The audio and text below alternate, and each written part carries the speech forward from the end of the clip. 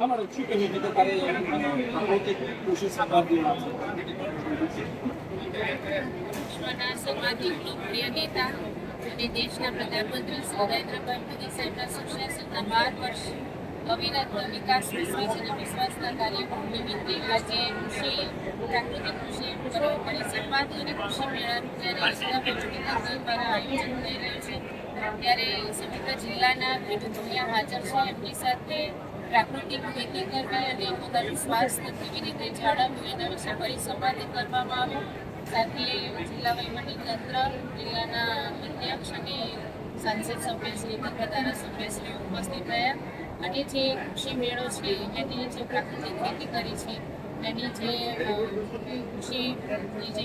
વિગતો છે એ બધાએ એકબીજા સાથે શેર કરી અને સૌને આહવાન કર્યું કે પ્રાકૃતિક ખેતી અપનાવીએ ધરતી અને સ્વાસ્થ્ય બંનેની જાળવણી કરવી.